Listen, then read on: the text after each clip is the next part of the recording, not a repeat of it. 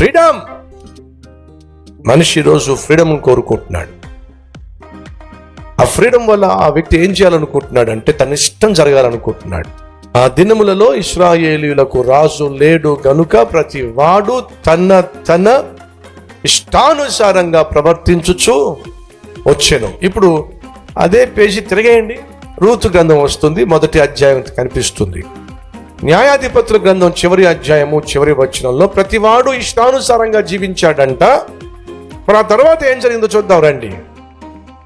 ఏం జరిగింది? రూతు గ్రంథం మొదటి అధ్యాయం మొదటి వచనం.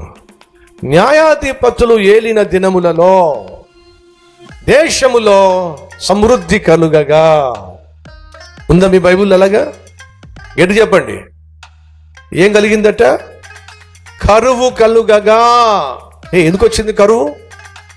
చెప్పండి. ముందుకెళ్తే ఏముంది అక్కడ? ఇష్టానుసారంగా జీవించారట. ఇప్పుడు ఏమొచ్చి పడింది?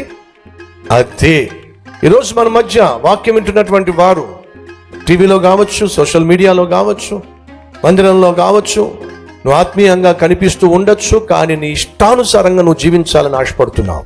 దేవుని ఇష్టానుసారంగా కాదు, దేవుని చిత్తానుసారంగా కాదు, వాక్యానుసారంగా కాదు. ఉద్యోగం చేసే చోట నా ఇష్టం వచ్చినట్టుగా నేను ఉద్యోగం చేయాలనుకుంటున్నావు. కుటుంబంలో నా ఇష్టం వచ్చినట్టుగా నేను కాపురం చేయాలనుకుంటున్నావు. భర్త మాట నేను ఎందుకు వినాలి? భార్య మాట నేను ఎందుకు వినాలి? నా ఇష్టం వచ్చినట్టుగా నేను కాపురం చేస్తాను. చదువుకుంటున్న తమ్ముళ్ళు చెల్లెళ్ళు కూడా అలాగే తయారవుతున్నారు. నా ఇష్టం వస్తే చదువుతాను, లేకపోతే లేదు. సేవలో పాలు పంచుకునే వాళ్ళు కూడా కొందరు అలాగే తగలడుతున్నారు. నా ఇష్టం వచ్చినట్టుగా నేను సేవ చేస్తాను. మంచిది కాదు సుమా, క్షేమం కాదు సుమా. చేతులారా కష్టాన్ని, కరువును కొని తెచ్చుకోబోతున్నావు నీ ఇష్టానుసారమైన జీవితం వల్ల.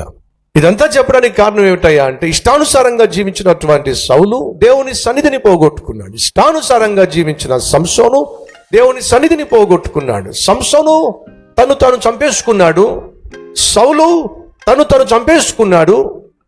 కానీ దావీదు ఏం కోరుతున్నాడు? యెహోవా నా దేవా, నీ సన్నిధిని నేను కోరుతున్నాను, ఎప్పుడు వస్తావు మా ఇంటికి అడుగుతున్నాడు. ఏమయ్యాడు దావీదు? అద్భుతమైన రాజుగా, చెప్పండి, అద్భుతమైన రాజుగా పేరుగాంచాడు. దేవుని చిత్తానుసారమైన పరిపాలన ఇచ్చాడు. సువర్ణ కాలము అని బైబిల్లో ఎప్పుడైనా పిలువబడింది అంటే అది దావీదు చేసిన పరిపాలన కాలం. దావీదు పరిపాలించిన కాలాన్ని సువర్ణ కాలము అని పిలిచారు. సౌలు పరిపాలించిన కాలం కావచ్చు, దావీదు తర్వాత వచ్చిన వారు పరిపాలించినటువంటి కాలం కావచ్చు, అది సువర్ణ కాలం కాదు, అది చీకటి కాలం.